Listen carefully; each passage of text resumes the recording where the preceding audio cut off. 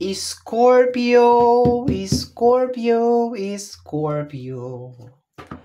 Hello, my dear Scorpio! Kumusta ka, my dear Scorpio? Eto na, my dear Scorpio, ang iyong first 15 days of October. This is from October 1 hanggang October 15, 2024, my dear Scorpio. And this is a general reading. So magre-reminder tayo mga my dear Scorpio. Reminder lang my dear Scorpio na ang gagawin natin ngayon ay general reading. So hindi po ito 100% na magre-resonate para sa ating lahat. So please mga my dear Scorpio, lower your expectation pagdating po sa mga general reading. Umpisa natin my dear ang reading mo sa pagkuha ng energy galing sa labas. Okay? Outside energy. Okay? Tingnan natin kung ano nangyayari sa labas. Medyo makikichismis tayo. I just dream and wish for everything. I just dream and wish for everything. Ibig sabihin parang ambisyon, parang ganun. I just wish and dream for everything. Parang lahat. Parang ganun. Tingnan natin, my dear, okay? So, tingnan natin. Mahirap yun, ha? Okay, tingnan natin ha. Tingnan natin kung ano nangyayari sa outside world. My dear is Scorpio. Tingnan natin. The Lovers. Okay. Dagdagan ko pa nga ng isa pa. Okay, dagdagan ko pa ng isa pa, my dear Scorpio ha. The Three of Swords. Okay. Okay. Nalasing kagabi. Char. Joke lang. Okay. I just dream and wish for everything. And energy to ng The Lovers. Okay. Nakukuha ko dito, my dear, na parang meron nagsisisi. Merong gustong makipag-usap sa'yo, my dear. I just dream and wish for everything. Parang nakukuha ko, my dear, parang merong nagbabalik, parang kung maibabalik ko lang, parang ganun yung energy, my dear. Parang merong nagsisisi dito, my dear, na nilet go ka niya, or parang niloko ka niya, or sinaktan ka niya, my dear, kasi ang nakukuha ko dito, my dear, is nagmamanifest siya, or nagdi-dream siya, my dear, na maging okay yung connection ninyong dalawa, okay? And sa eksena or sa energy na nilalabas ng card na to, merong broken-hearted. Okay? Sa labas ng sign mo, my dear Scorpio. Merong broken-hearted. Okay? Hindi ko alam kung anong eksena ninyong dalawa, pero parang broken-hearted siya ngayon. At sa pagdadalamhati talaga, my dear Scorpio, sa kanyang pinagdadaanan, ay naaalala ka niya, my dear. Okay? At parang nagwi-wish siya dito and nangangarap na sana maging okay yung connection yung dalawa. Hindi ko alam kung kaya siya nagkakaganito kasi broken-hearted siya as of this moment, or 'di ba? Talagang namimiss ka talaga niya. Yun ang nakukuha ko. Hindi ko lang alam ha. Okay, let's go tayo, my dear. Mahirap kasing mag-reading ng 3 baraha lang, pero hindi naman ako pwedeng maglatag ng baraha, my dear Scorpio, para sa labas kasi reading mo to, 'di ba? Di sana ginawa ko na lang tong Capricorn, o ginawa ko na lang tong Aries, or ginawa ko na lang Leo, ganon, 'di ba? So medyo nakikichismis lang tayo sa outside world, ganon, kung ano nangyayari, 'di ba? Kung ex mo ba tong tinutukoy, asawa mo ba tong tinutukoy, okay? Medyo nakakaranas siya ngayon, my dear, dito ng parang technical difficulties. Okay? Parang siyang broken-hearted. Yun ang nakukuha ko dito, my dear. Okay. So, let's go tayo, my dear Scorpio. Punta na tayo sa mismong reading mo. First 15 days of October, my dear Scorpio. First 15 days of October. Last shuffle na ito, my dear.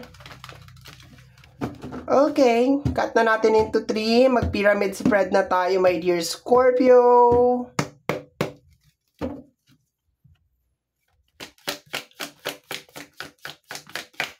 First 15 days of October para sa ating mga my dear Scorpio. Okay.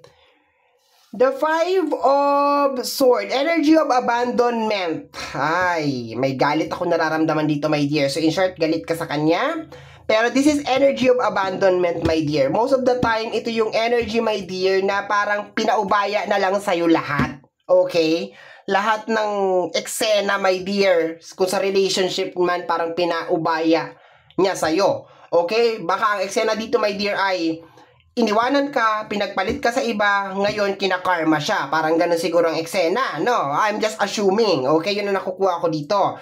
Pero sa first card mo kasi, my dear, nararamdaman ko dito yung energy ng pag-abandon na sa'yo. Yun ang nakukuha ko dito. Nararamdaman ko rin, my dear, yung pagtulo ng luha mo or something. Okay, yun ang nakukuha ko. Okay, tingnan natin, ha?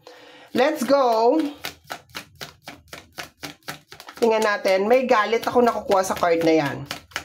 Next card, my dear Scorpio, is the energy of the Eight of Wands. Message of the universe, okay? So, you are receiving message, okay? Posible may kinalaman dito sa energy ng abandonment. Baka isa tong tarot, itong pinapanood mo ngayon, na nagpapadala sa'yo ng message na, oo, kinakarma na siya. Parang ganon, na yung nangyayari sa kanya. Yes, hindi naman maganda na i-wish mo yung isang tao, my dear Scorpio, na karmahin siya or something. Normally, dapat nga, baliktad yung ginagawa natin. Pag sinasaktan tayo ng mga tao, dapat ibaliktad yung ginagawa natin. Wini-wish natin sila ng well, wini-wish natin sila ng, alam mo yun, na maganda, na sana makahanap sila ng tao, na magpapatino sa kanila or something like that. Pero dito sa reading na to, let us just focus dito sa energy ng reading na to, my dear Scorpio, na you are receiving message regarding dito sa energy na to. Okay? Parang confirmation. Hindi ko alam, my dear, kung nagdasal ka ba, nakarmahin siya or something.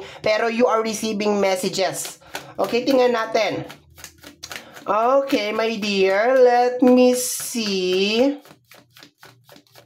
Next energy is the Magician, okay? So, maganda to, my dear, for you kasi energy ng success, okay? Hindi ko pa alam kung saan yung energy papunta. Pero, kasi so far, dito tayo napofocus sa energy ng tao na to na parang kung ano man yung dinasal mo or winish mo para sa kanya ay nagkakatotoo, okay? And yung nangyari na yun is hindi siya maganda kasi parang wini-wish nitong tao na to na magbalik ka. Pero ikaw kasi, nararamdaman ko dito sa card na to, yung energy ng galit, okay? Titingnan natin mamaya, my dear, sa baba ng pyramid kung energy din ba to ng success, okay? Pero so far, nakafocus kasi siya sa energy ng galit mo. Nandoon siya. In short, parang nasa energy siya ng karma, no? So, yung mga tao na parang nanakit sa'yo or inabandon na ka, especially sa energy ng relationship, niloko ka, pinagpalit ka, inabandon na ka, so on and so forth, my dear Scorpio,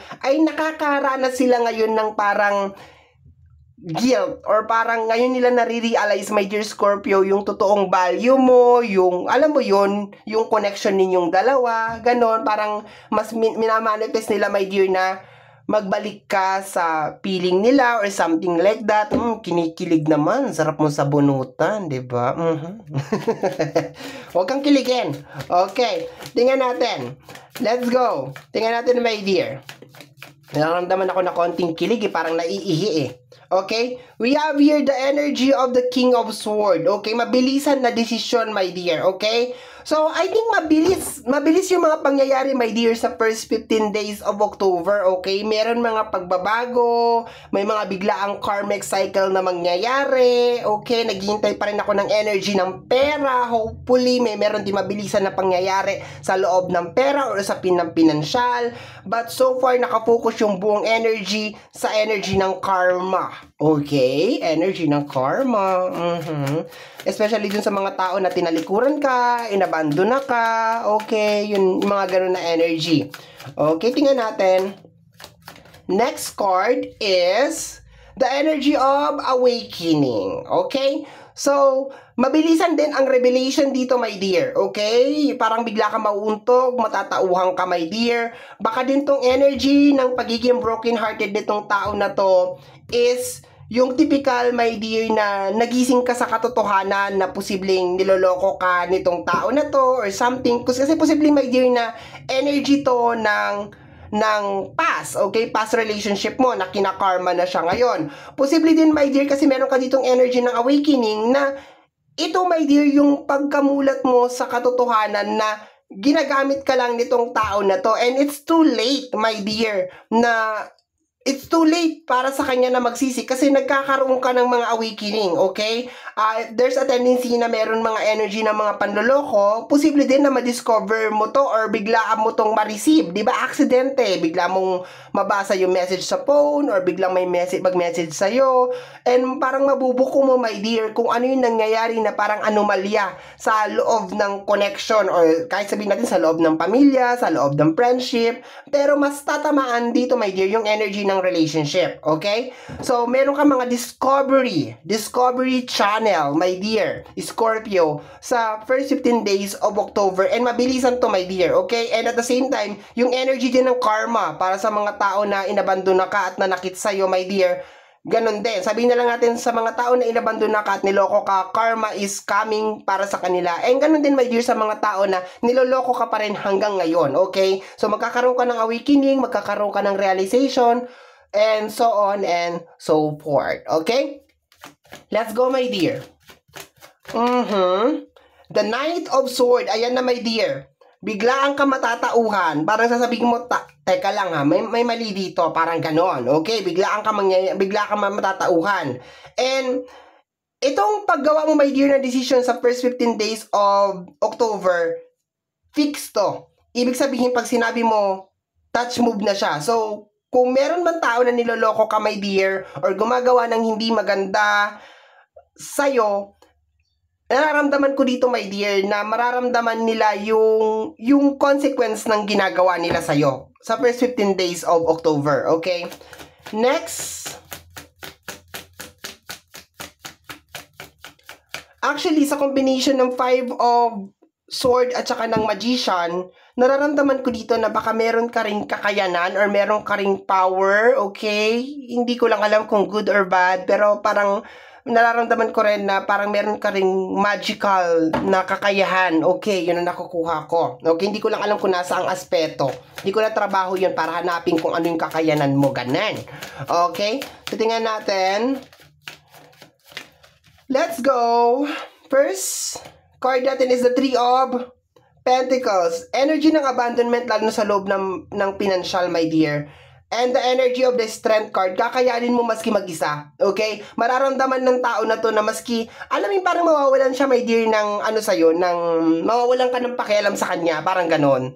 No, mararamdaman niya talaga, my dear, na kakayanin mo maski mag-isa ka lang, kakayanin mo yung problema.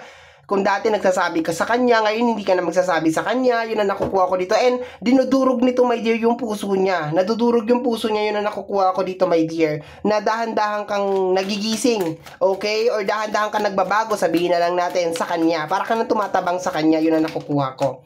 Next, my dear, is the Two of Sword, okay? Posibleng pinapakisamahan mo na lang din, okay? Pero ramdam na ramdam talaga yung pagbabago mo sa kanya. Yun ang nakukuha ko dito, my dear.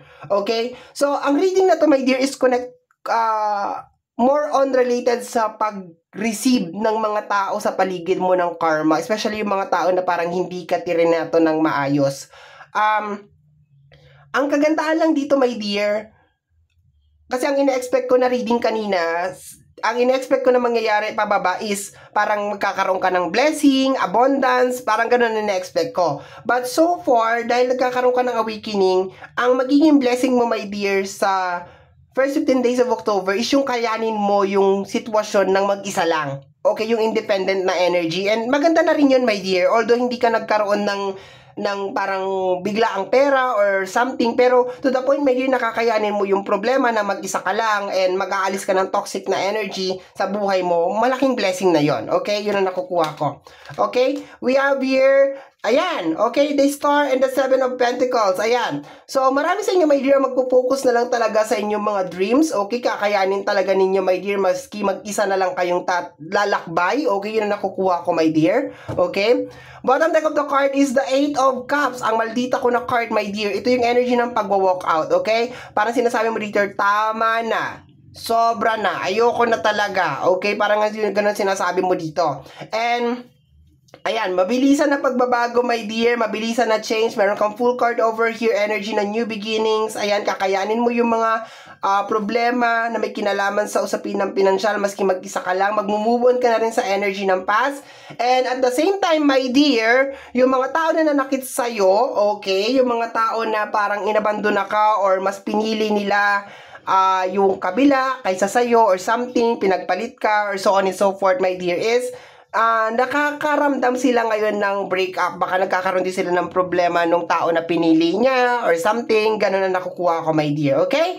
So, my dear, congratulations. Kino-congratulate kita for the awakening, my dear, sa pagtanggap mo sa, alam mo to, sa mga blockages mo and so on and so forth. Napakaganda ng energy, my dear. Okay? Hindi ako natutuwa doon sa energy ng karma kasi 'di ba? Pero dahil ginawa naman nila 'yon, so wala tayong magagawa, 'di ba? They need to face their consequence of their action. Sabi pa nga nila, okay? Pero natutuwa ako sa iyo, my dear, kasi mas focus ka na sa energy ng iyong mga pangarap dito sa side na to. And ayan, meron ka rin mga matutuklasan tungkol sa mga tao or finally acceptance tungkol sa mga tao na posibleng niloloko ka or sinasaktan ka, okay?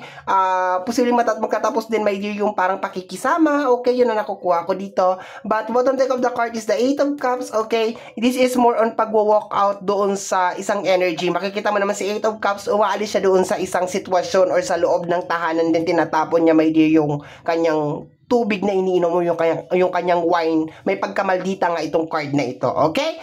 So, my dear Scorpio, yan ang reading mo para sa yung first 15 days of October. Somehow, my dear, kung nagustuhan mo to, especially kung napadaan ka lang, don't forget to subscribe. Pag-click lamang po ang notification bell para ma-update ka sa aking mga upload. And free to like, free to share, free to comment sa lahat ng ating mga videos. Once again, my name is RJ, also known as Apo J. Maraming salamat po, and until next time, bye-bye! Thank you, my dear!